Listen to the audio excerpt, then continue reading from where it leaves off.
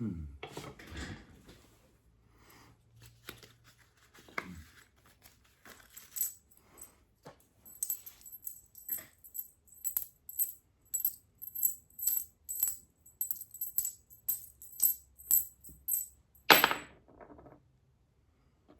heads, one tail, yang yin.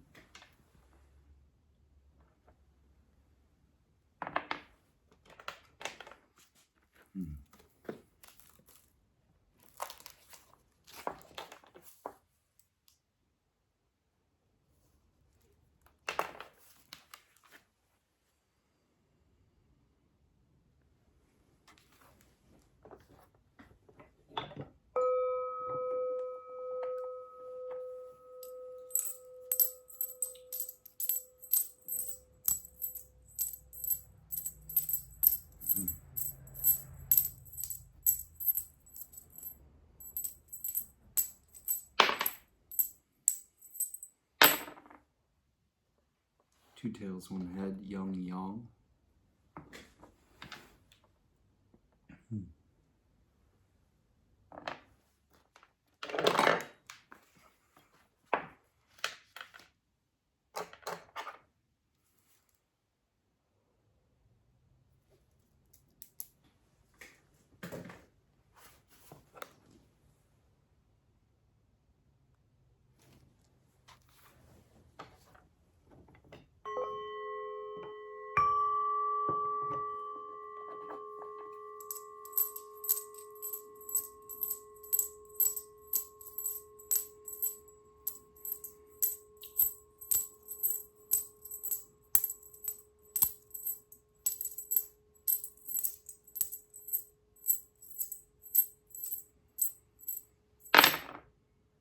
Three tails, old yin.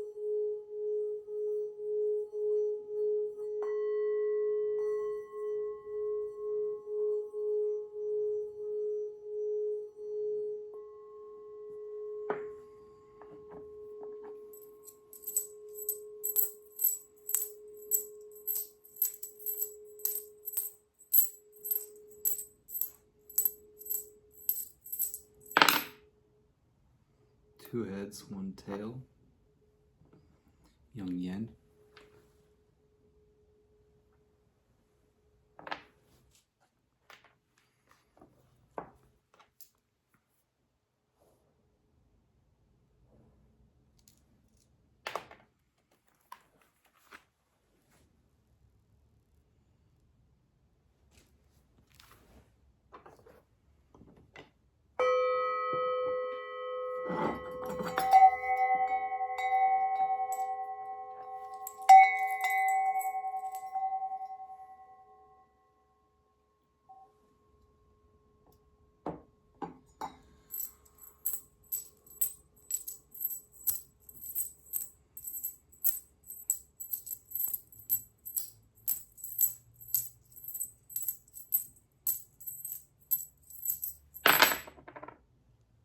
Two heads, one tail, yang yin.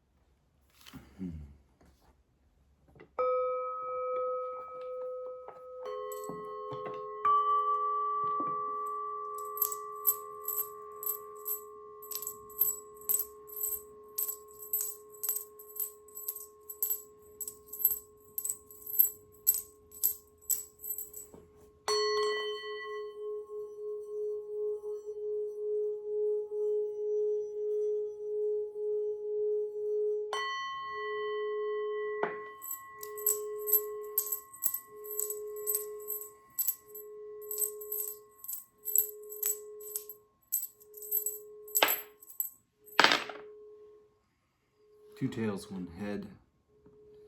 Yang.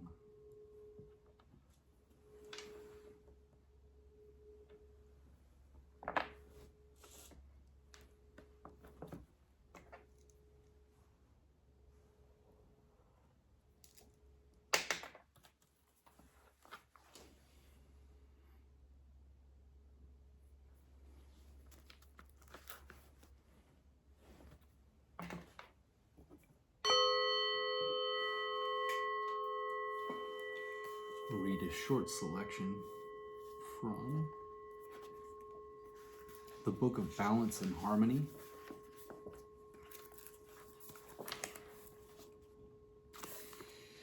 These essays, conversations, poetry, and songs about the secrets of Taoism teach how to live a centered and orderly life. This first little section is from the introduction of the Book of Balance and Harmony. The body of illumination lasts forever, writes Lu in his song, empty yet not empty. The mirror of awareness contains the sky, accommodating all things. Using Buddhistic terminology, this song shows the characteristic complete reality understanding of immortalism on an essentially spiritual plane. Lu then follows with a classic prescription for attainment that is common to Chan Buddhism and ancient Taoism. When the home is empty and peaceful, the spirit naturally stays there, referring in typical metaphor to the practice of inward silence, ordinarily used to break the force of mundane conditioning. Lu also emphasizes the common Chan Buddhist practice of mindlessness, which in Taoist terms means freedom from the compulsions of the human mentality. Respond to people without minding, and spiritual transformation will be swift. The mindless mind is the real mind. When movement and stillness are both forgotten, that is dispassion. This basic practice of inner silence and mindlessness figures prominently in certain kinds of Buddhist and Taoist lore, but like the hollow concept of older Taoism as an open channel to a vaster realm of experience, it is considered a prelude to life beyond.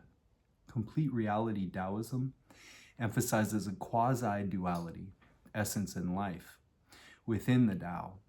In terms that would become standard in the school, Lu Kiao writes, "Spirit is essence, energy is life.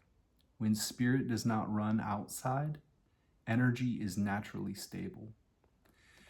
The unification of essence and life, or spirit and energy, is considered of utmost importance in complete reality Taoism. Indeed, degeneration in both Buddhism and Taoism is commonly attributed to imbalance between spirit and energy practices. Lu writes, "Don't think holding your breath is a true exercise. Even counting breaths and contemplating designs are not. Even if you have cast off external concerns, if you still have inner mental entanglements, what is the difference in either case? Just observe the baby in the womb. Does it know how to make subconscious calculations? Unify your energy and make it flexible, and the spirit will be permanently stabilized.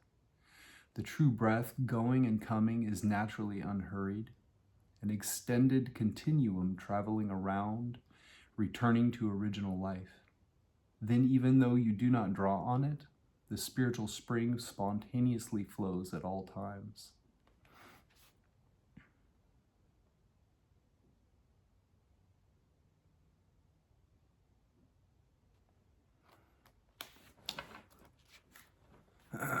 In the commentary on Understanding Reality by Shang Yangzi, one of the great Yuan dynasty writers of the Northern School, there is a list of metaphors for the two ingredients of dual spiritual alchemy, useful for relating the various alchemical works on this plane. The original text says, "When the two things join, sense and essence merge." And Shang Yangzi notes that these two things may be called heaven and earth, being and non-being, sense and essence, fire and water, sun and moon, man and woman, dragon and tiger, lead and mercury, opening and subtlety, mystery and female, higher earth and lower earth, raven and rabbit, vitality and energy, turtle and snake, other and self, mind and body, metal and wood, host and guest, floating and sinking, hard and soft, lyre and sword, yin and yang. Most of these terms are used in the Book of Balance and Harmony, providing keys to understanding its alchemical teachings. The first section of the book is compiled by one of Lee's disciples, is devoted to fundamental principles. The unity of the three ways, Buddhism, Confucianism, and Taoism, is affirmed in respect of the plane of the absolute, or complete awareness. Then the central theme of balance and harmony is introduced from the Record of Rites, one of the early manuals of Zhou Dynasty civilization, and the Scripture of Purity and Clarity, a short popular text ascribed to Lao Tzu, identified with Li Er, the transmitter of the way and its power. The text then turns to the basic postures of Taoist practice. The section concludes with an introduction to the theme of the two minds, the real mind, the mind of Tao, and the errant mind, the human mind. A famous expression from the documents, another early Confucian classic, is used to introduce this idea here as elsewhere in complete reality literature. The mind of Tao is subtle. The human mind is insecure. It is the purpose of Taoist praxis to bring the subtle mind of Tao from the vagueness of the subconscious to the forefront of awareness, in order to stabilize the human mind and eliminate its insecurity.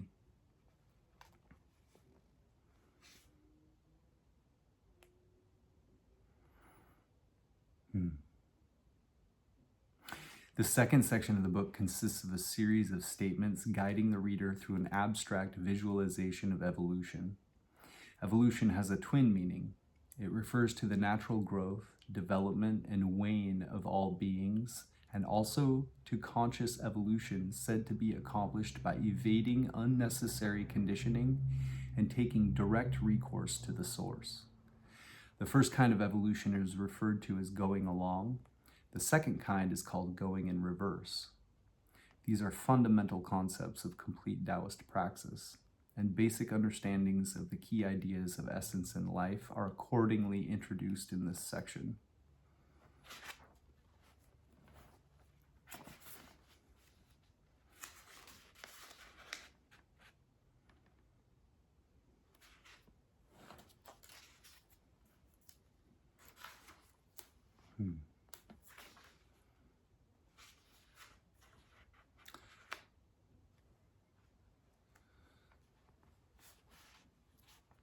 Allowing and following.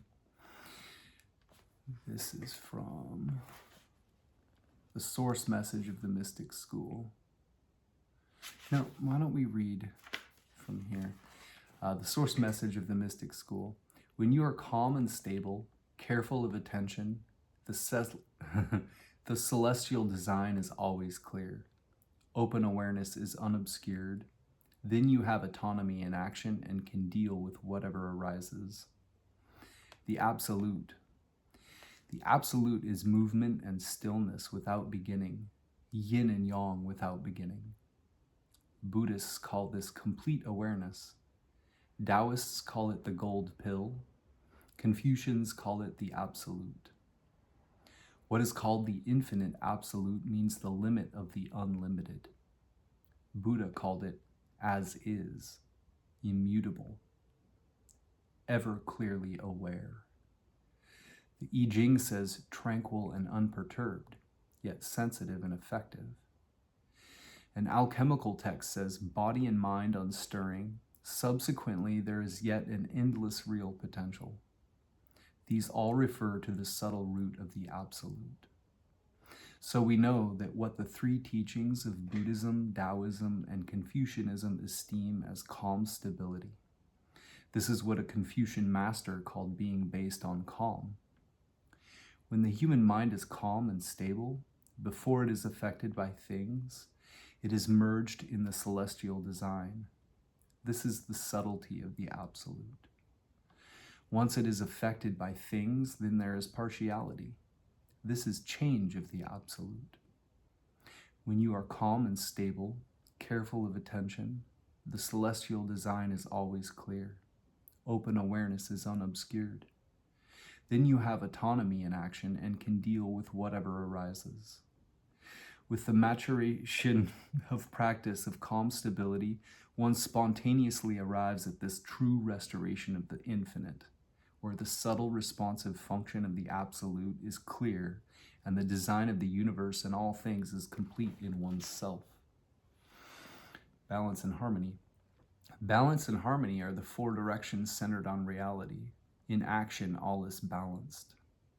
The Record of Rights says, when emotions have not yet emerged, that is called balance. When they are active, yet all in proportion, that is called harmony.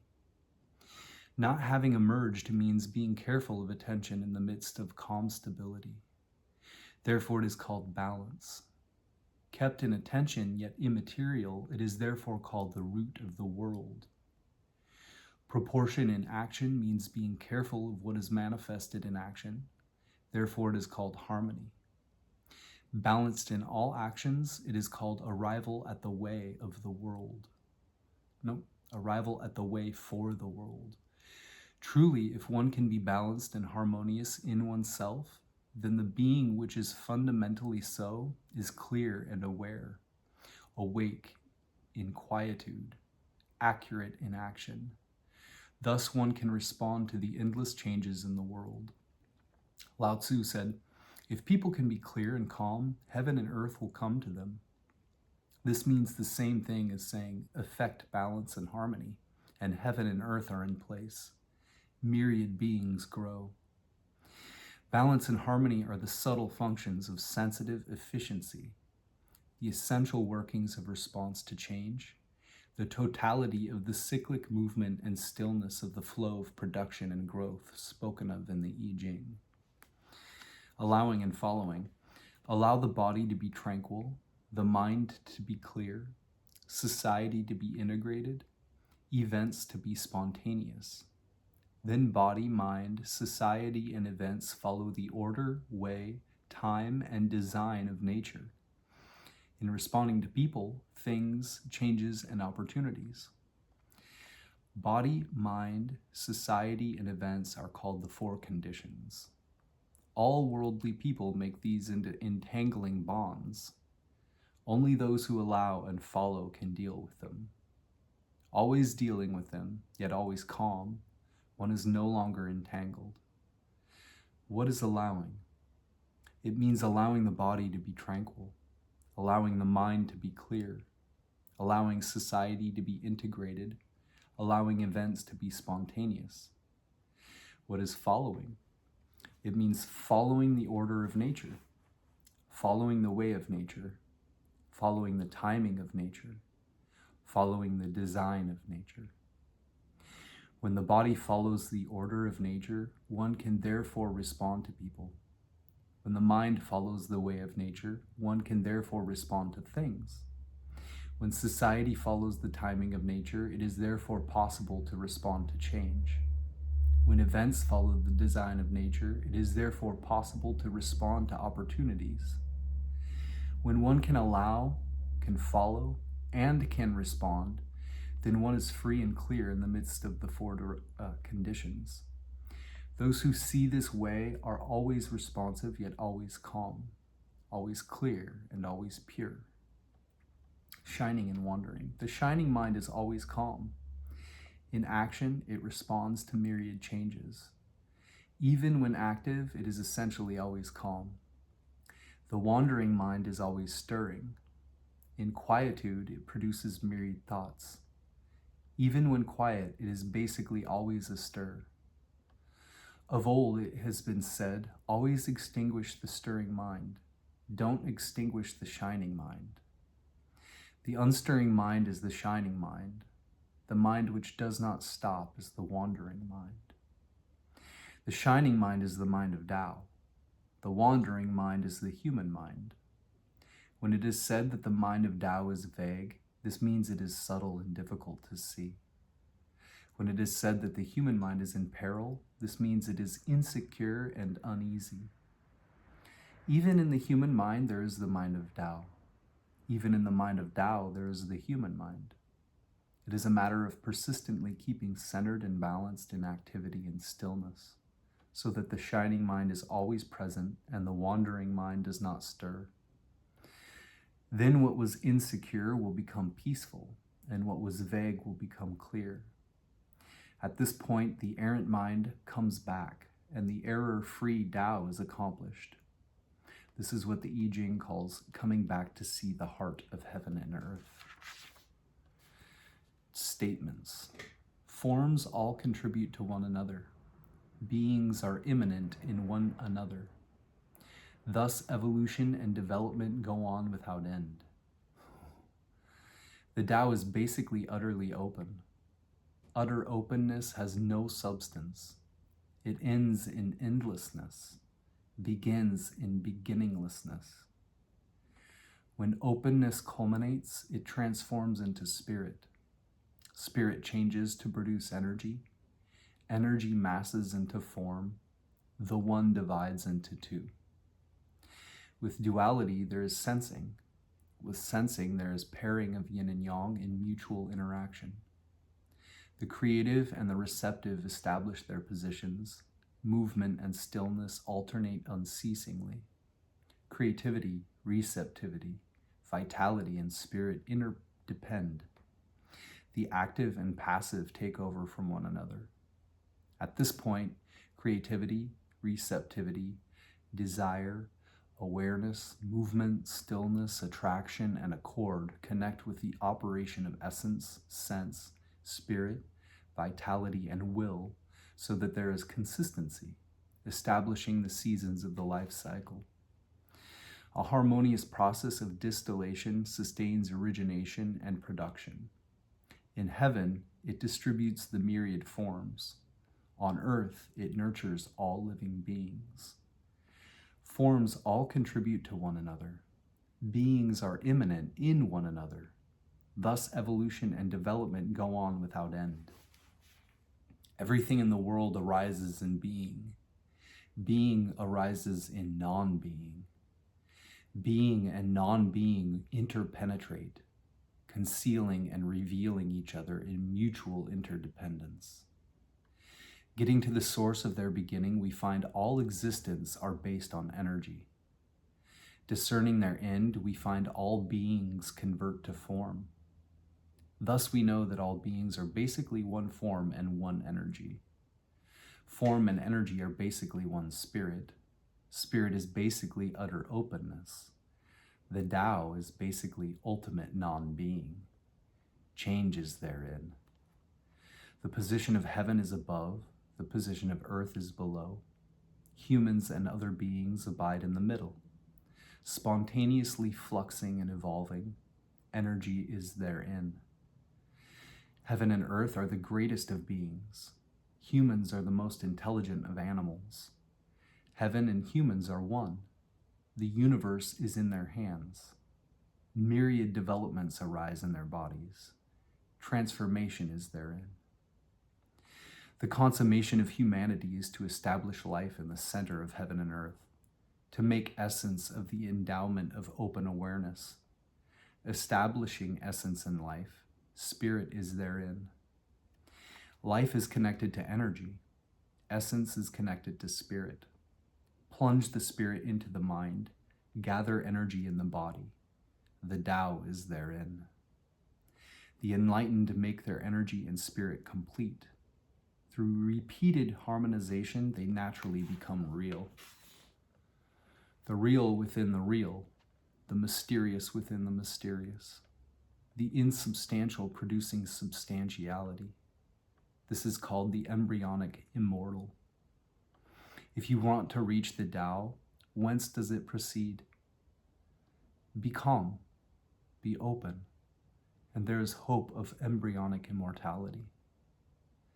When open, there is no obstruction. When calm, there is no desire. When openness is complete and calmness profound, observe the process of nature and know its cycles. Let action proceed from calm.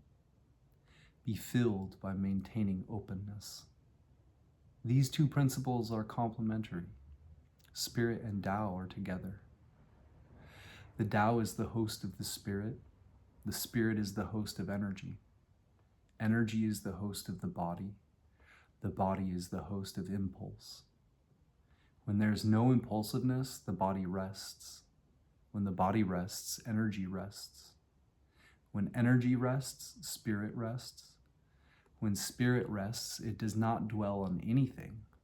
This is abiding without abode. When the jewel of life is crystallized and the pearl of essence is bright, the original spirit is aware and the embryonic immortal is complete. Then the path of open spontaneity is finished. How great is the spirit, the basis of transformation and evolution.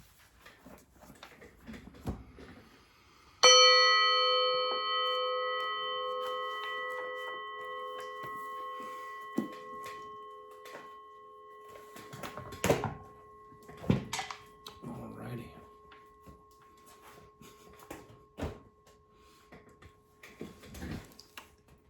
Our bottom trigram of our primary hexagram will be read as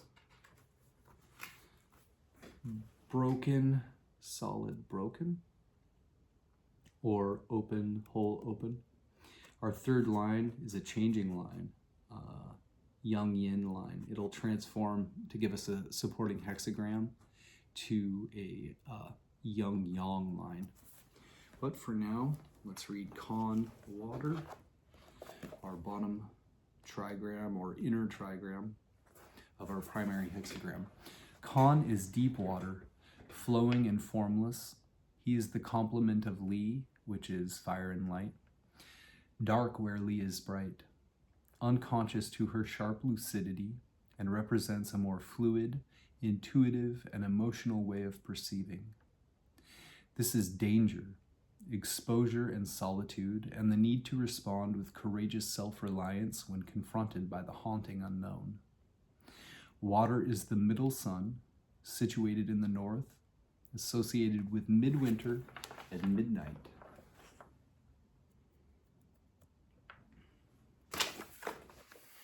Our top or outer trigram of our primary hexagram will be read as broken, broken, solid, or open, open, whole.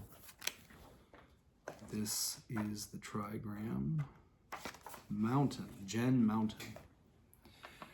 The mountain is still. It is a limit where you must stop. Gen brings each cycle to an end, defining a space where we can recognize, assimilate, and complete our experience. He creates a personal still center amid change, where we can retreat for perspective and a firm foundation for new growth. He is well-grounded, confident, and of independent spirit. He is still and knows. Mountain is the youngest son, child of maturity. In the cycle of directions and seasons, he is the northeast, late winter approaching spring, the pivot between cycles.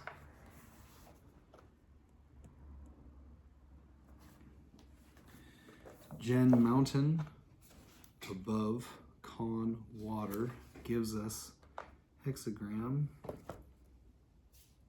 4. Once our third line transforms from a young yin to an old yin to a young yang. Sorry, just double checking this here. Yeah, we're good. This bottom trigram will turn into open, whole, whole, or broken, solid, solid. This is the trigram. Xun, wind or wood. Xun is both wind and living plants. Whatever penetrates, spreads, and grows, shaping itself to the space available, or shaping that space to its own nature. She is responsive flexibility, sensitively improvising and adapting.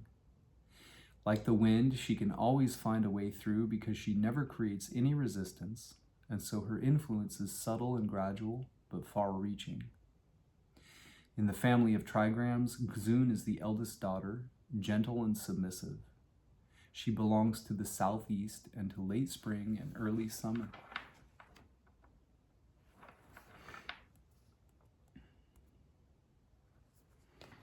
So Gen Mountain above Xun, wind or wood gives us the hexagram 18.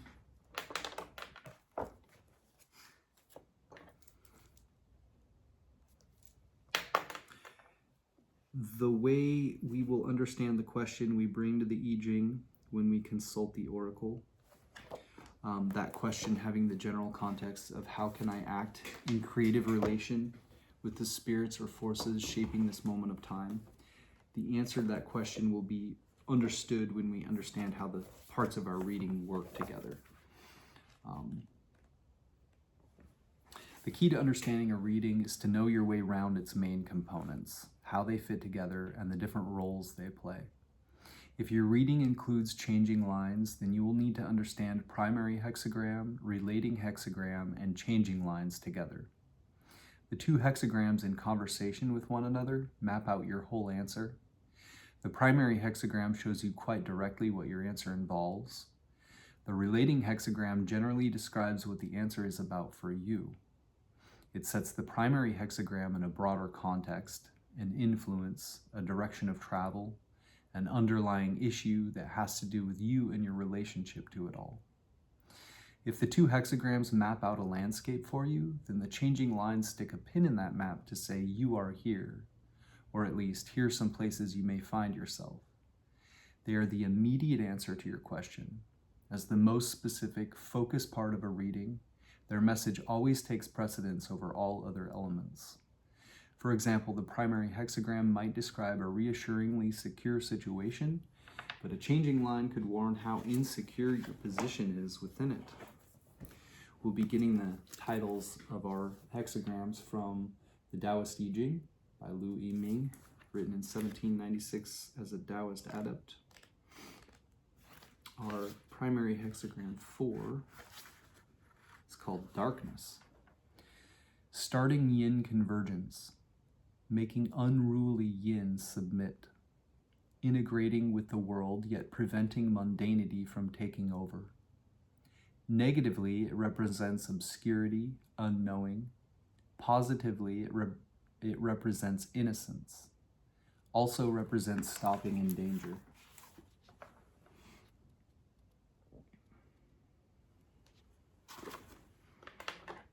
Darkness. And hexagram 18 is called Degeneration.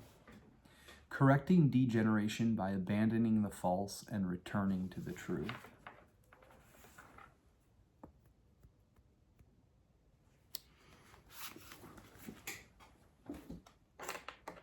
We will start reading our definitions or our commentary sections from Hilary Barrett's I Ching, Walking Your Path, Creating Your Future, which is kind of like a beginner's commentary. And then we'll move on to some others. And this is what this one looks like. Hexagram 4, Hilary Barrett calls Not Knowing. Key questions. What don't you know? What if you didn't need to know all the answers now? How can you learn from your experience? Oracle. Not knowing, creating success. I do not seek the young ignoramus. The young ignoramus seeks me. The first consultation speaks clearly.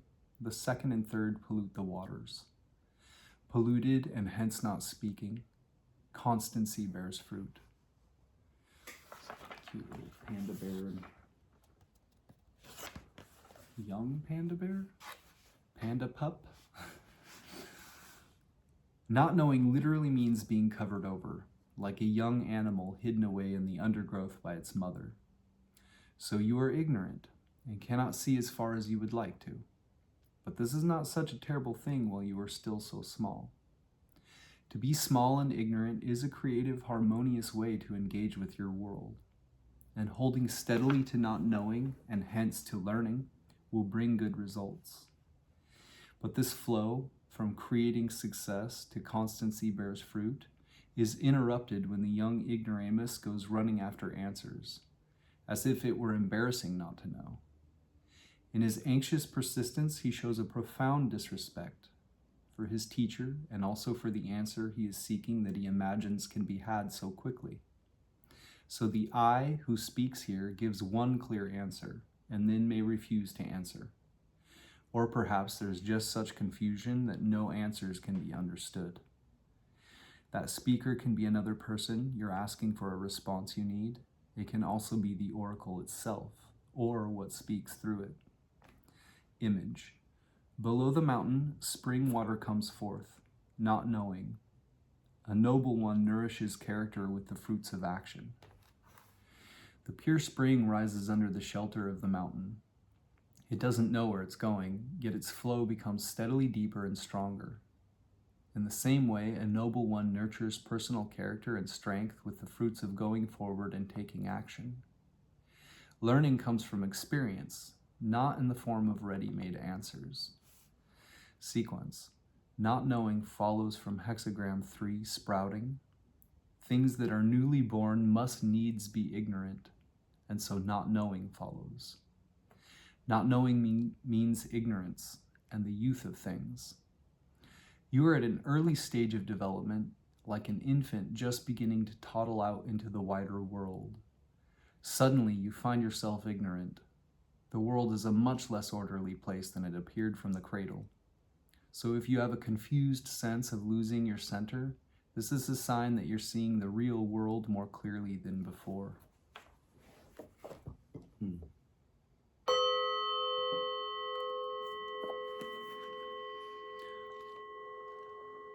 Hexagram 18, what was Degeneration, in I-ming's translation is corruption, according to Hilary Barrett. Key questions. This also, as the secondary or supporting hexagram, puts our primary hexagram in a broader context and influence, a direction of travel, an underlying issue that has to do with you and your relationship to it all. Key questions. What is behind this trouble? What is the hidden cause? Oracle, corruption, creating success from the source. Fruitful to cross the great river. Before the seed day, 3 days. After the seed day, 3 days. In ancient China, ancestors angered by neglect would send sickness and misfortune. This is corruption, something dark like a curse, lurking under the surface of life and manifesting as patterns of negative experience. We don't have to believe in angry ancestors to be haunted by corruption, whether we inherit its darkness from our past, our culture, or through our parents. When you receive hexagram 18, it is time to examine those old patterns at last, to seek out their source and give it due honor and attention. When you understand where your experience comes from, you can restore the creative flow and make a genuinely new beginning. You will need to commit yourself to the journey and take the risk of crossing the great river into unknown territory. And you will need to pay careful attention to the process. Before seed day, which marks the beginning of a new cycle of time, you'll need to identify the source of the corruption and prepare for change. Afterwards, you need to pay attention to the needs of the new growth. Each of these phases has only a modest duration. You're invited to attend and examine, but not to dwell on this change for a lifetime. Image. Below the mountain is the wind. Corruption. A noble one rouses the people to nurture character. The mountain traps and limits the movement of the wind, making for stale, unhealthy air. an invisible corruption, poisoning from within. But a noble one transforms this picture. He stirs people up like the wind and nurtures their character like a sheltering mountain. This can work among people or within an individual. Inner movement and awakening transform limitation into a protective covering for growth. Sequence. Corruption follows from hexagram 17, following. Following people with joy means there are things to be done, and so corruption follows. Corruption means things to be done. Following is simply guided from moment to moment by the invisible currents beneath the surface of events. Eventually, the flow carries you to a place where there are things to be done, and it's time to interrogate the hidden causes and bring them into the light of day.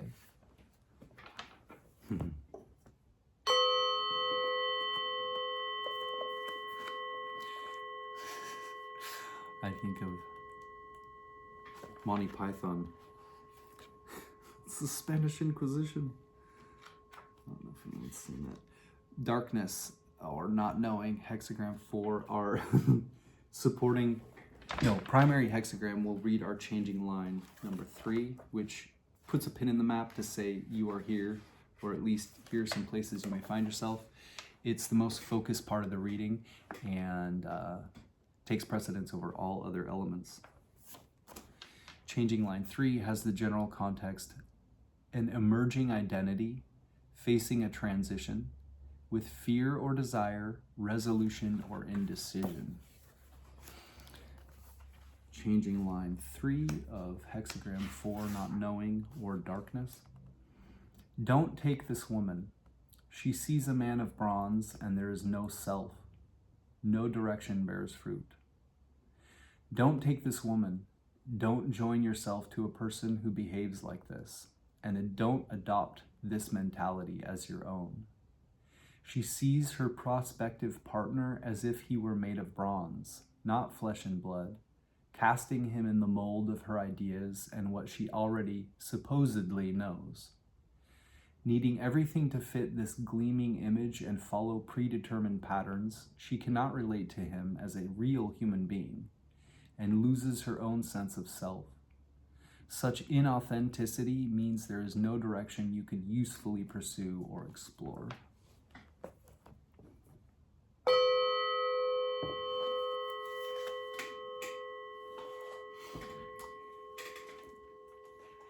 Take a look at James Dekorne. He has synthesized several I-ming commentaries in one helpful place, which I've given the links to in the description box below. Hexagram 4 he calls inexperience.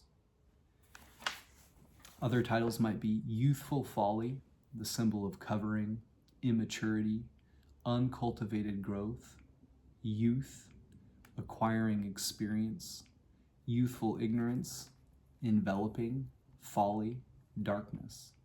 A quote from D.F. Hook: often the I Ching uses this hexagram to show us that we should not be asking this question. Judgment, leg. Inexperience means progress and success. I do not seek the inexperienced youth, but he seeks me. When he shows the sincerity proper for divination, I instruct him. If he asks 2 or 3 times, that is troublesome, and I do not instruct the troublesome. Firm correctness brings advantage. Wilhelm/Baines, youthful folly has success. It is not I who seek the young fool seeks me. At the first oracle I inform him. If he asks 2 or 3 times, it is importunity. If he importunes, I give him no information. Perseverance furthers. Blofeld, 4:44 a.m. Immaturity, good fortune.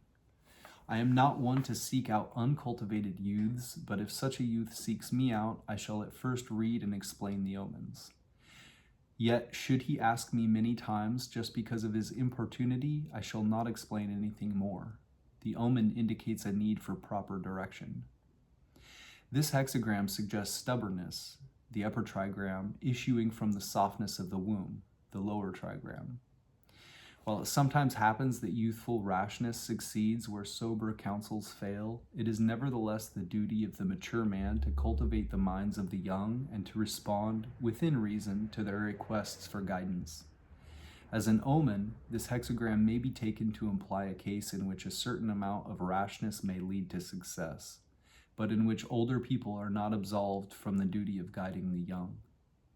There's also a suggestion that the Book of Change itself, though fully responsive to those who make the right approach, will not brook importunity in the form of trivial questions or of seeking to reverse its judgments by further questioning. Whether the omen may be taken to mean that we should go ahead with some rash scheme, or that it is time for us to restrain someone's youthful rashness, will depend upon the nature of the inquiry, the people concerned in it, and the particular moving lines involved in the response. Ritzema/Karcher, enveloping, growing. In no way me seeking youthful enveloping seeking me. The initial oracle consulting notifying. Twice, 3 times obscuring by consequence not notifying, harvesting trial. This hexagram describes your situation in terms of concealment and clouded awareness.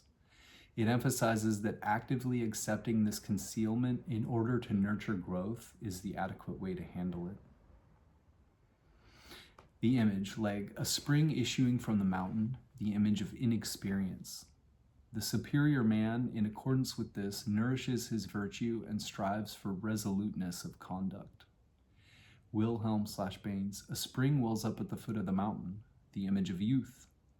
Thus, the superior man fosters his character by thoroughness in all that he does. Blowfold, this hexagram symbolizes a watery hole at the foot of a mountain amidst uncultivated growth.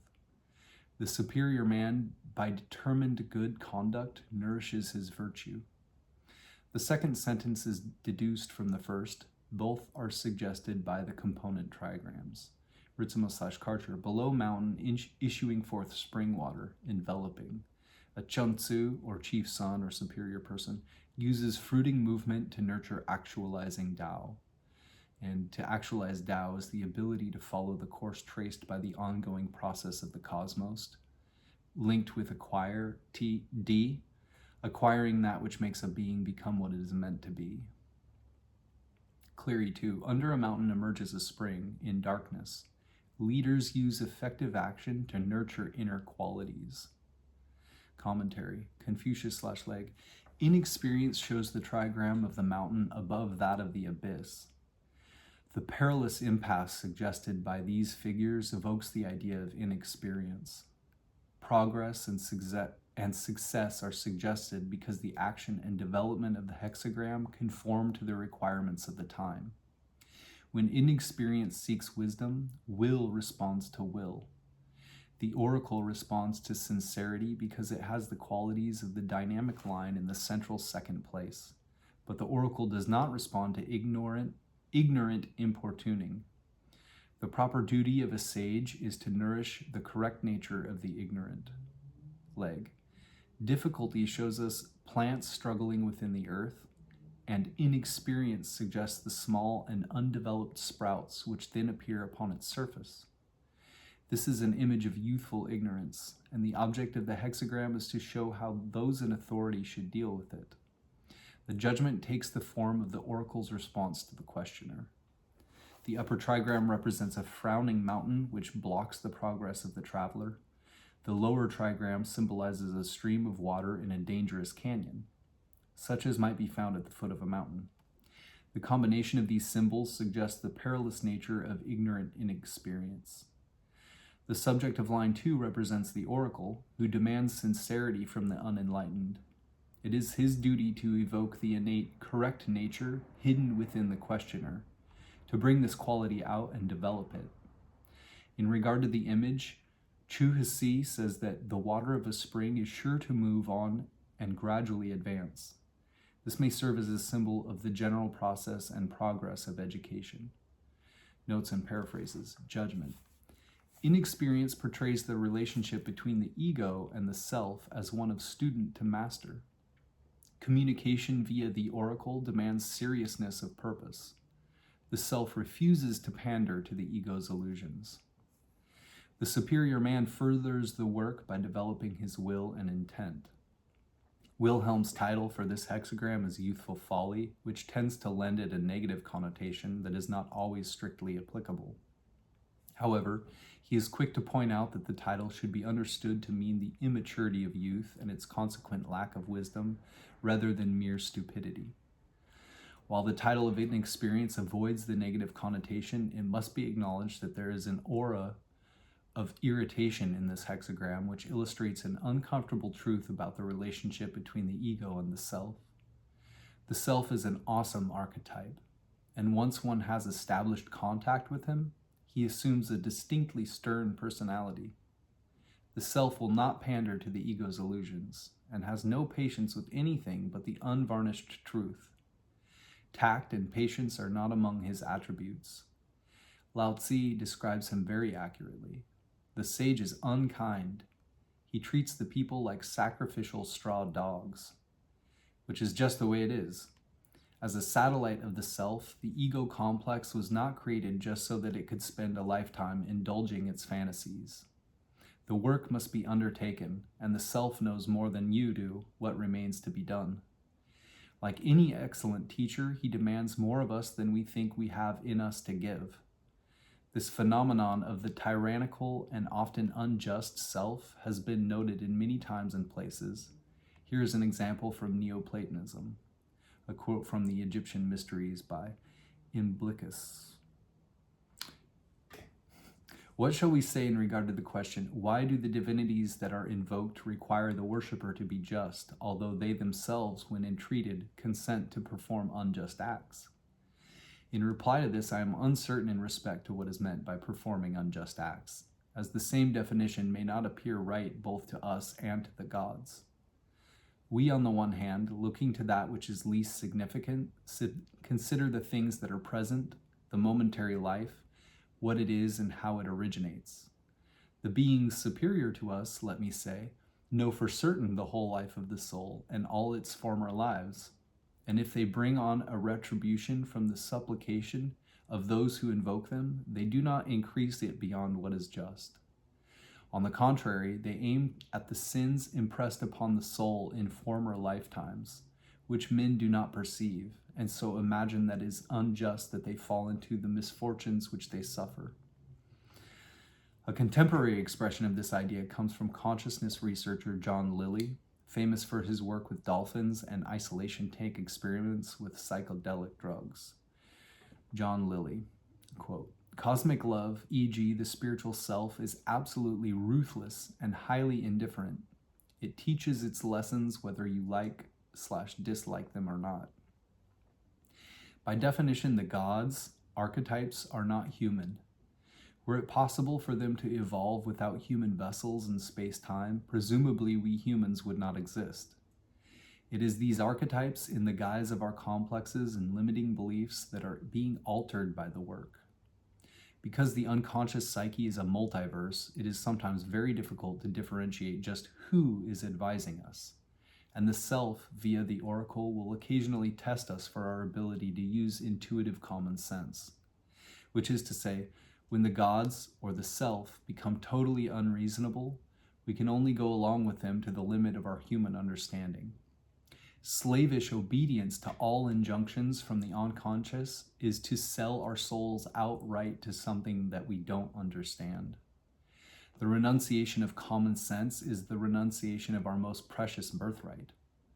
On the other hand, to disobey at will is to put our souls at risk. This is one of the most painful of all dilemmas. How far do we go in our obedience to unseen powers? Aspects of this problem have been called the dark night of the soul, an inner initiation, a trial by fire to see what we are really made of. There are times in the advanced course of the work when one receives the strange insight that the self actually wants us to disobey. This ordeal can only be lived through. No one can advise you except your own sense of what is right for you at any given moment. The most useful guideline that I have found is that the precepts of the work, as found in the perennial philosophy, are consistent worldwide and constitute a reliably moral structure for responsible choice. If the oracle seems to be telling you to do something contrary to your inner sense of right and wrong, contrary to your understanding of the precepts of the work, then go with this intuition rather than the oracle. The self, via the oracle, will test you in many ways to make you develop. The ultimate goal is to become so infallibly intuitive that oracles become superfluous. The gods need our intelligent disobedience if they themselves are to evolve. It is in the stress between obedience and conscientious disobedience that growth takes place.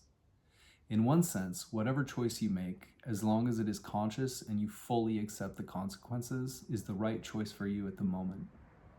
We learn through our mistakes and can never fail our lessons if we truly integrate the experience into our unfolding lives. Confucius, one of the greatest teachers who ever lived, obviously took his teaching method from the judgment of this hexagram. The master said, "I won't teach a man who is not anxious to learn, and will not explain to one who is not trying to make things clear to himself. And if I explain 1/4 and the man doesn't go back and reflect and think out the implications in the remaining 3/4 for himself, I won't bother to teach him again." And so it is with the oracle, the self. The deeper one gets involved in the work, the more difficult the lessons become, so that one is always kept in a position of relative inexperience.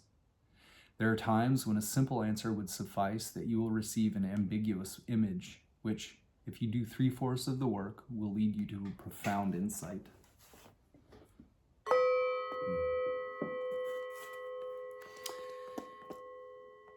Supporting hexagram puts our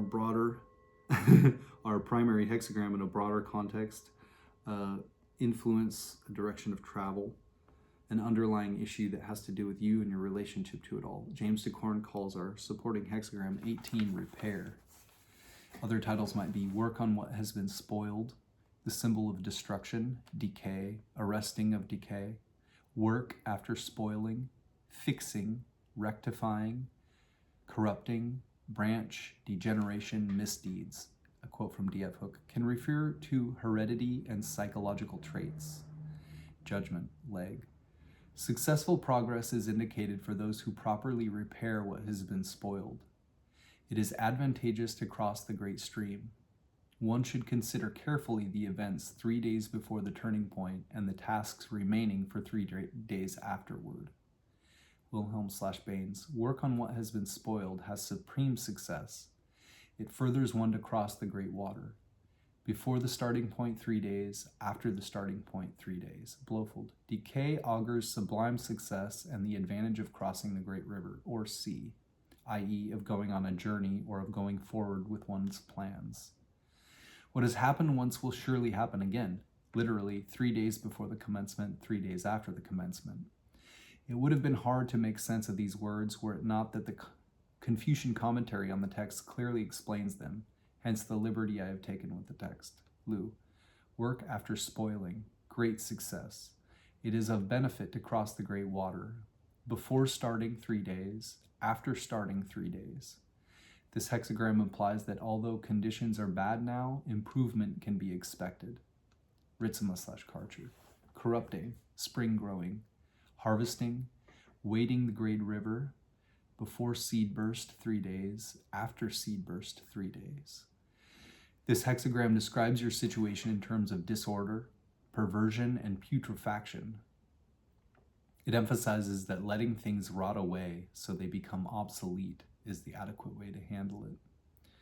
Sloughnessy, branch, prime auspiciousness, receipt, beneficial to ford the great river, preceding Jia by 3 days, following Jia by 3 days. Cleary, 1. Correcting degeneration is greatly developmental. It is beneficial to cross great rivers. 3 days before the start, 3 days after the start. The way to correct degeneracy is not in empty tranquility without action. It is necessary to work in the midst of great danger and difficulty, to act in the dragon's pool and the tiger's lair. Only then can one restore one's original being, cultivating it into something indestructible. Cleary 2, from degeneration comes great development. Wu, misdeeds is great and pervasive. It will be advantageous to cross the big river. It would be advisable to begin an undertaking 3 days before Jia and examine the ongoing progress 3 days thereafter. The image. Leg. The image of wind below the mountain forms repair. The superior man, in accordance with this, stimulates the virtue of the people. Ritsuma/Karcher. Below mountain possessing wind, corrupting. A Chun-Tzu, or chief son, or superior person, uses rousing the commoners to nurture actualizing Tao. Actualized Tao is the ability to follow the course traced by the ongoing process of the cosmos, linked with acquire, D, acquiring that which makes a being become what it is meant to be. Clary 1. There is wind in the mountains, degeneration. Thus, superior people rouse the people and nurture virtue. Commentary. Confucius/Leg. The dynamic trigram is above and the magnetic trigram is below. Pliancy is below and stopping above. These suggest troubled conditions verging on ruin. But repair brings order to all under heaven, and he who advances will encounter the business to be done. The end of confusion is the beginning of order. Such is the procedure of heaven.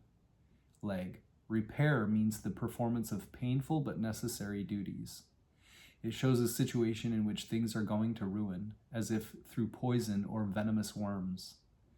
In order to justify the auspice of progress and success, the duty of the figure is to rectify this and restore conditions to health. This will require a major effort, such as crossing the great stream, and the careful differentiation of the causes of the problem, as well as the measures taken to fix it. The attribute of the lower trigram is pliancy, and the upper represents stoppage or arrest. Hence, the feeble pliancy of decadence is stopped cold by the immovable mountain. The 3 days before and after the turning point symbolize the careful attention and differentiation necessary for any rectification to succeed. On the image, Zhang Tzu says, when the wind encounters the mountain, it is driven back, and the things about are all scattered in disorder. Such is the emblem of the state denoted by repair. The nourishing virtue appears especially in line 6. All the other lines belong to the helping of the people. Notes and paraphrases. Judgment. Repair means to set your house in order. Analyze your choices before the renovation and evaluate their consequences afterward. The superior man orders his thoughts and feelings, reforms old attitudes, and strengthens his will. Psychologically, to stimulate the virtue of the people, Leg, is to rectify the components of a complex. To imagine any truly objective state of perception, we must include all that exists, the entire cosmos. Each differentiation of this, from atom to galaxy, is one slice out of an infinite whole. As a portion of the entirety, we are always linked with our ancestors in an infinite web of relationships, which includes our family history, our racial, cultural, historical heritage, and Homo sapiens as a species. Though seldom aware of them, it is useful to remember these links. Emanating from an unfathomable complexity, their karmically charged morphogenetic fields are constantly shaping our lives. It follows that, although we perceive ourselves as separate from our ancestors, the separation is a subjective experience which is true only in a temporally limited sense. Every line of repair except 2 and 6 shows a son dealing with the troubles caused by his father. This reminds us of the biblical curse, Exodus 25, "For I, the Lord thy God, am a jealous God, visiting the iniquity of the fathers upon the children unto the 3rd and 4th generation of them that hate me." The father archetype has a wide range of meanings. This extends from the primal spirit, God the Father, to a prior cause or intent in the psyche which has engendered present condition. Psychologically interpreted, it is this latter reading which usually applies. If a father symbolizes the cause, then a son is the effect. If the effect is imperfect, then to rectify it is also to rectify the original intent. To a large extent, our lives consist of well-intentioned but misguided choices which create less than perfect consequences. To modify our attitude or behavior so that it corrects errors in our original intent is to deal with the troubles caused by the father. For example, in a misconceived expression of affection, a parent allows his child unrestricted access to candy. As a consequence of this choice, the kid's teeth become rotten, and the only logical way to correct the original error is to now curtail his intake of sugar. The fact that this new choice will create stress in the relationship between parent and child is just a consequence of the original choice and has no bearing at all on what is correct in this situation. In some situations, this hexagram may be interpreted as a response to a karmic chain of cause and effect. A quote from Erline Chaney in The Mystery of Death and Dying. To harmonize with the wisdom teachings, the scripture should read that the karma of the father is visited upon the child unto the fourth incarnation, not generation. The mistakes you made in the last 4 incarnations may be visited upon you in the form of karma flowing out of the heart seed Adam in the present incarnation. Thus, what you fathered or created in your last incarnation may be the source, parent of your karma today. You are a child of that parent today. You have inherited from that parent the you of the past, not your physical parents, all of your characteristics, weaknesses, and strengths. The interpretation of any oracle response can only be so as profound as our minds are prepared to accept. As moderns, we find it difficult to empathize with ancestor worship, yet properly understood, it can provide useful insights into the work. In the unconscious realm, all time is immediate, not sequential, and the objective psyche consists of a non-temporal web of forces shading from personal to universal. This means that if we have a complex engendered in us by our father, for example, we can reasonably assume that he was passing on what he received from his own parents. In this way, the unresolved complexes of the ancestors shape our own personalities. They live in and through us right now, even if they had their birth in forefathers long forgotten. This is a kind of near immortality. Individuals may die, but beliefs, attitudes, complexes live as long as they have receptive vessels to inhabit. This is probably the engine of karma. To the extent that an ancestral chain of causality still motivates our choices, we are totally responsible for setting right what has been spoiled by the father. Suggestions for meditation. Most people have some level of unfinished business with their parents. Psychologists would have little to do if this weren't true. It can be a healing ritual to set up an altar to a deceased parent and meditate there on the stresses that still remain between you. To approach the situation without judgment, to realize non-logically that forces pre-existing you provoke the condition as much as your parent did, will elicit much insight. Be especially aware of the presence of the past and the illusion of linear time. Is it possible somehow to be your own great-grandfather? Ancestor worship of this sort can be profoundly therapeutic.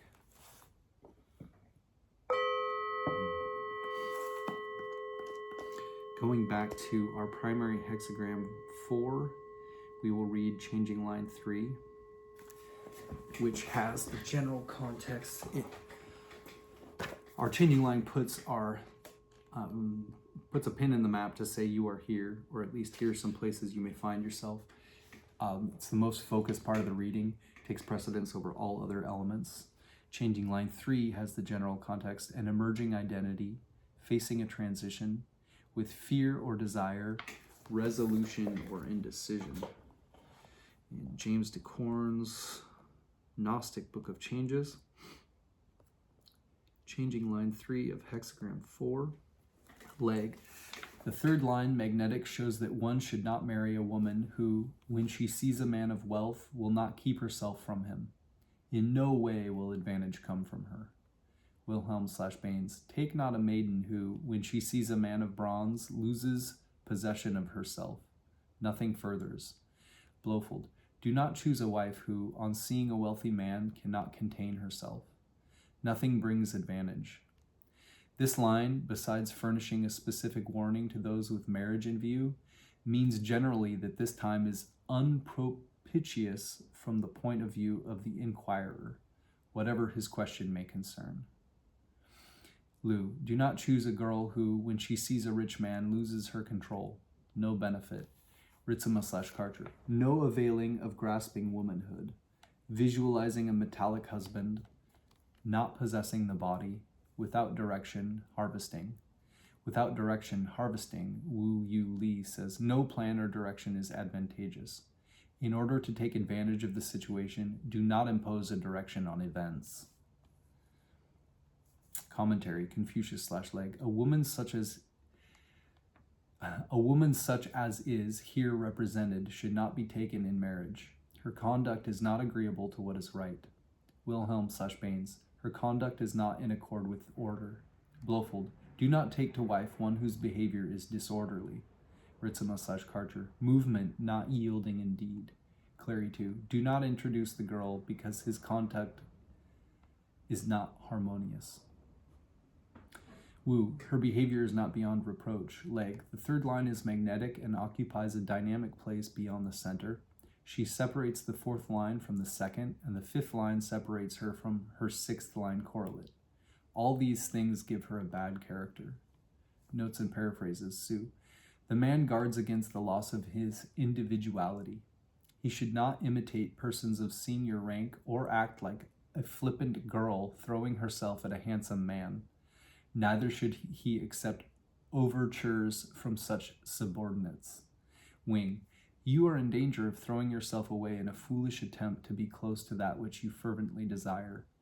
Without strength of character and individuality, you can accomplish nothing meaningful in life.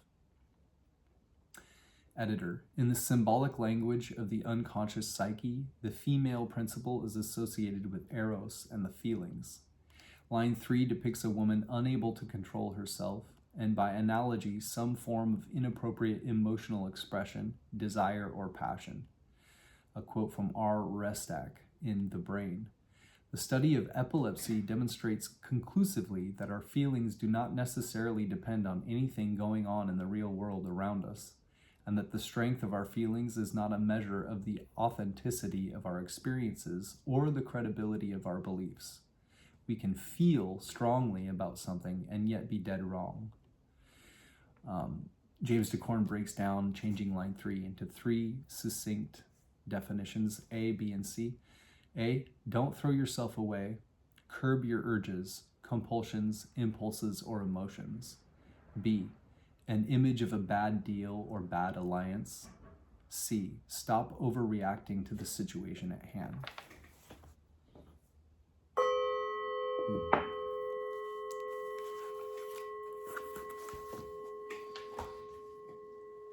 We'll now turn to I-ming's Taoist teaching, written in 1796 as a Taoist adept. Thomas Cleary's translated it for us. It's highly alchemical in nature. One thing I like about the I Ching, especially I-ming's commentary of it, is there's always a path in any kind of situation, including, quote-unquote negative ones. Hexagram 4, darkness, our primary hexagram. In darkness is development. It is not that I seek naive innocence. Naive innocence seeks me. The first augury informs, the second and third defile. Defilement does not inform. It is beneficial to be correct. Explanation. Darkness means obscurity and unknowing. In the body of the hexagram, mountain is above, with 2 yin advancing under 1 yang. Water is below, with 1 yang fallen between 2 yins. Both have forms of yin injuring yang. Therefore it is called darkness. As for the qualities of the hexagram, danger is within stillness. There is danger, yet ability to stop. This includes the meaning of stopping darkness. This hexagram represents starting the operation of yin convergence. The hexagram follows on the previous hexagram, Earth. Earth means going on the path of submission and receptivity. Carrying out yin convergence means returning recalcitrant yin to submission.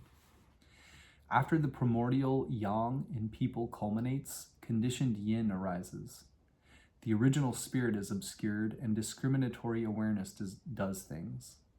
One drops the real and recognizes the false, using intellect mistakenly, producing all sorts of cleverness. Though overtly there is light, inside is really dark.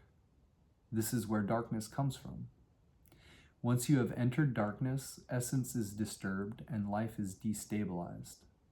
In a single day, you are born 1,000 times and die 10,000 times, not knowing how to stop. This is most perilous.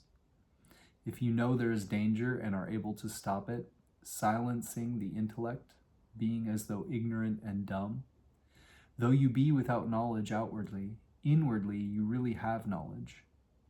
From false darkness you return to true darkness. Thus it is that in darkness there is paradoxically a way of development. The best development of darkness is innocence.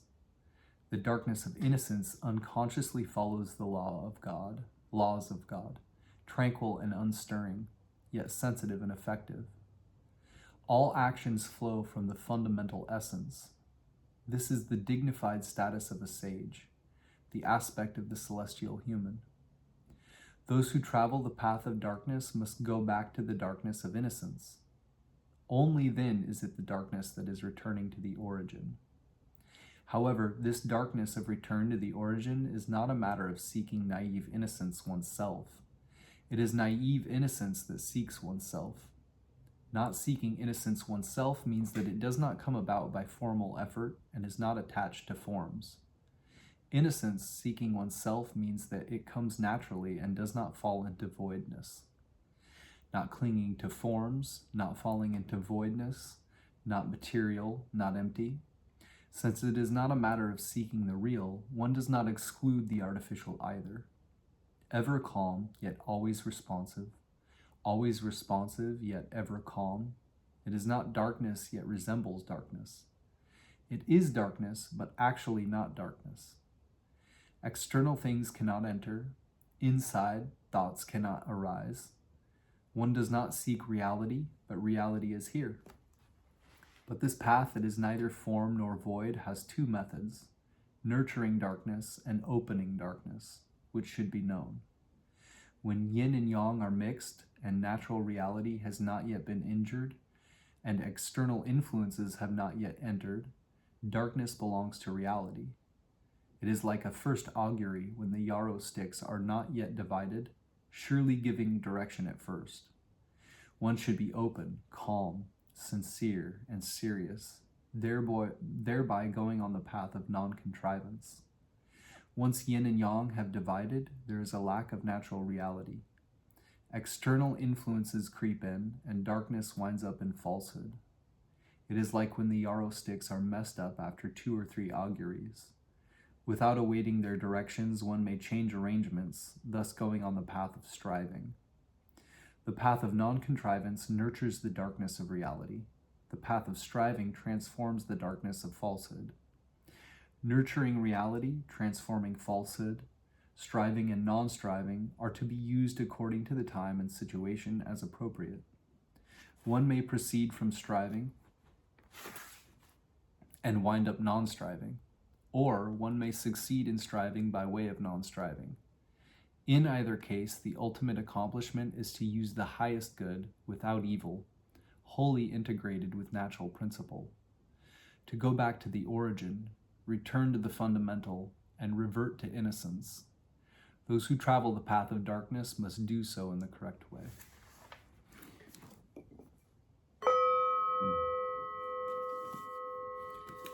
Our secondary or supporting hexagram 18, Degeneration, puts our primary hexagram in a broader context and influence, a direction of travel, an underlying issue that has to do with you and your relationship to it all.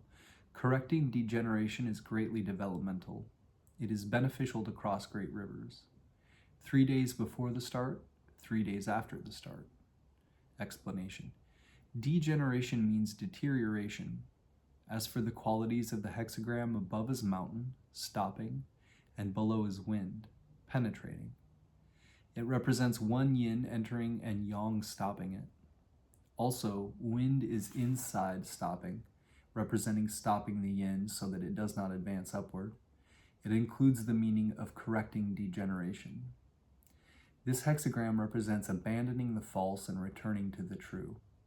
It follows on the preceding hexagram, joy. Joy is harmonious action, in accord with the time and in accord with truth. not acting in any way that would be improper, so as to prevent degeneracy of action. When people are first born, they are utterly good, with no evil, integrated with natural principle. Originally, there is nothing to cultivate, nothing to realize. Since there is no defect, there is nothing to correct. But when they get to be 16 years old, yang peaks, producing yin. By the development of habits, they become estranged from what is near by nature. This is like the one yin of wind arising below two yangs. As negative energy advances, the original being degenerates. However, before the celestial Tao has yin, it cannot be yang. Before human affairs have degeneration, they cannot be repaired. This is why the path of correction of degeneracy is valuable. The path of correction of degeneracy is like the one yang of mountain stopping on top of two yins, not injured by negative influences. Using this one yang to go back to the root and return to life is the study of working on the fundamental. When the fundamental is established, the path develops. Once you recover your potential, it is like it was always there. This is attaining great development in degeneracy. Great development is not in degeneration, but in correcting degeneration. The way to correct degeneracy is not in empty tranquility without action. It is necessary to work in the midst of great danger and difficulty, to act in the dragon's pool and the tiger's lair. Only then can one restore one's original being, cultivating it into something indestructible. This is why degeneration is developmental, and it is beneficial to cross great rivers. Great rivers are most dangerous and hard to cross. If great rivers are crossed beneficially without injury, then places of little or no danger cannot harm. However, the benefit of crossing great rivers involves action and process, from which no deviation can be admitted. 3 days before the start, 3 days after the start is the secret of the active process. The yin and yang in people is like the waning and waxing of the moon. In the first 3 nights of the moon's appearance, the yang light appears in the southwest. This is represented by the trigram thunder. On the night of the 15th, the moon appears in the east. This is represented by the trigram heaven. On the 13th, 14th, and 15th, the light becomes round. This is 3 days before the start. On the 16th, 17th, and 18th, the light starts to wane. This is 3 days after the start. When people's yang energy is pure, this is 3 days before the start. Once their yin energy has arisen, this is 3 days after the start. Before the start is yang, after the start is yin. This is the boundary of primordial and temporal yin and yang. People who practice the Tao need to know clearly whether things are degenerate or not. It is all in this boundary of before the start and after the start. When yang energy is about to become pure, ward off yin to preserve yang. After yin energy has arisen, repel yin to restore yang. If you ward off yin energy before it arises and repel yin energy after it arises, then the yang energy that has not degenerated can be preserved, and that which has degenerated can be restored. This is the real science of working on the fundamental, getting rid of falsehood and returning to reality. Correctness is unfailingly developmental. Development is unfailingly beneficial. Going back to our primary hexagram 4, darkness, we will read changing line 3, which puts a pin in the map to say you are here, or at least here are some places you may find yourself. Takes precedence over all other elements. Yes, something else, as well as those things. Changing line 3 has the general context of an emerging identity facing a transition with fear or desire, resolution or indecision.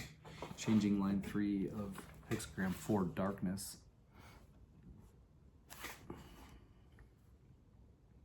Don't take this woman in marriage. If she sees a moneyed man, she'll lose herself. Nowhere beneficial. Explanation. When the softness of yin is not balanced or correctly oriented, you indulge in feelings and desires. So don't take this woman in marriage. What is cautioned against is doing things on the basis of the human mentality, greedy for material goods and sensual pleasures, like a loose woman who loses herself when she sees a moneyed man. Without having won others, you have already lost yourself. There is no benefit. You should know this is darkness increasing darkness.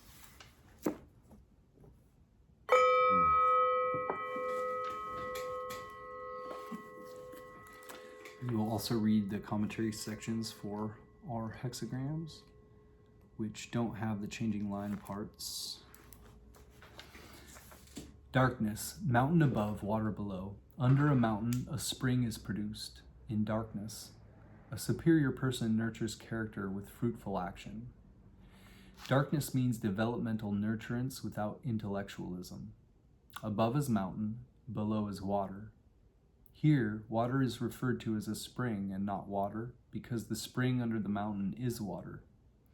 When a spring is produced under a mountain, the spring is nurtured by the mountain, being water with a basis, flowing far from a deep source, going through without hindrance. This is the image of darkness. What superior people see in this is that when those who practice the Tao want to exercise virtue outwardly, first they must develop character inwardly. If one acts without development, the action will have no basis. Without inner mastery, action will injure character. This is the reason for emulating a spring emerging from a mountain, acting fruitfully without obstruction, taking as a model the mountain nurturing the spring, nurturing character with caring warmth. The yang in the center of water refers to what is produced by celestial unity, the original generative energy that gives birth to beings. This is what is called the celestial virtue, or power.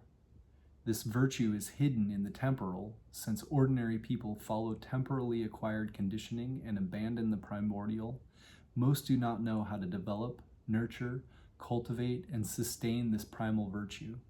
So as a result, they gradually dissipate it and harm their own essence and life. Those who awaken to this set aside acquired conditioning to practice inner development and outward action, using development to perfect action, using action to test development. Cultivating both inside and outside, nurturing character is developmental, and acting on it is developmental as well. Nurturing character means no worthy quality is left undeveloped. Fruitful action demands that every act be fruitful. Nurturance of character demands that it be nurtured until it is stable as a mountain. Only then is development complete. Fruitful action demands that it be effective as a spring flowing day and night. Only then is fruition complete. Action fruitful, character developed, one completes one's nature and understands the meaning of life, integrated with the celestial design, unconsciously following the laws of God. This is why darkness is valued.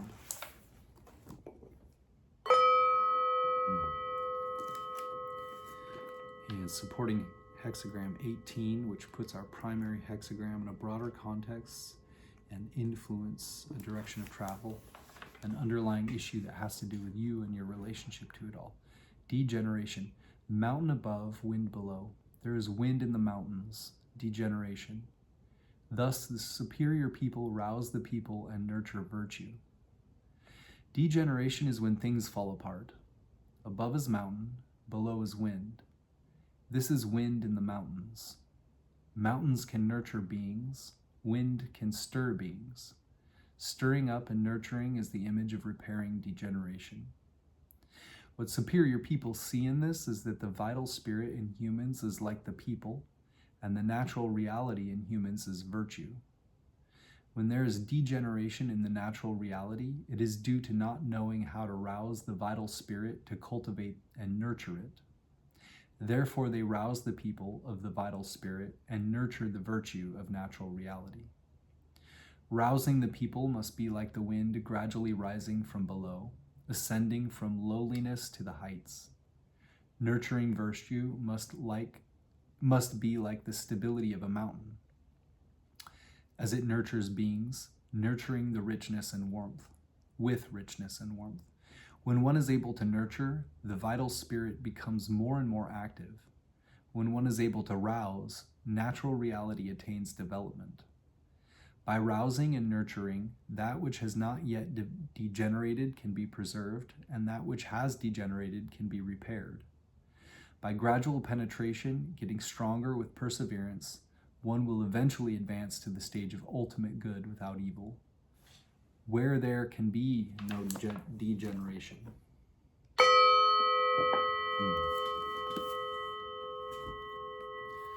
Now read a randomly card-drawn chapter from the Tao Te Ching to close things off.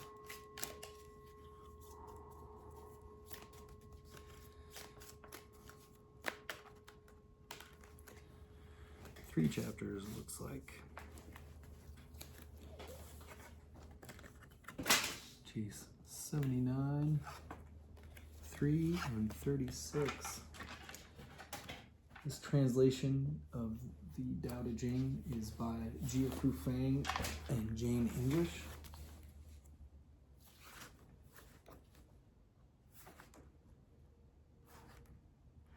Chapter 79.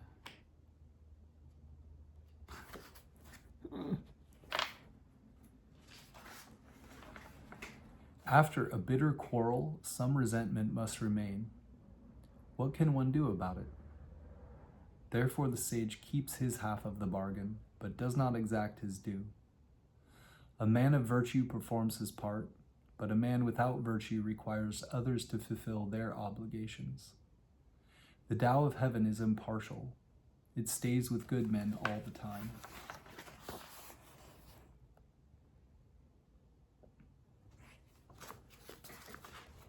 Chapter 3. Not exalting the gifted prevents quarreling. Not collecting treasures prevents stealing. Not seeing desirable things prevents confusion of the heart. The wise therefore rule by emptying hearts and stuffing bellies, by weakening ambitions and strengthening bones. If people lack knowledge and desire, then intellectuals will not try to interfere. If nothing is done, then all will be well.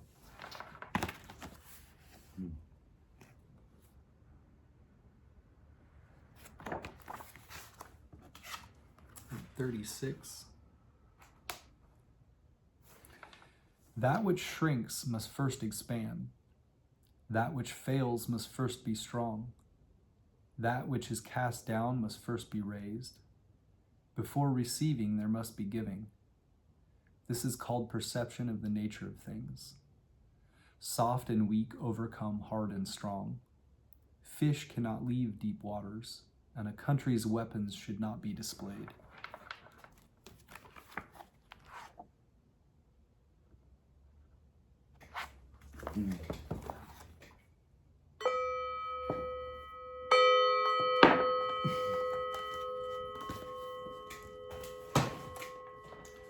All struggles this evening. Morning, wherever we are.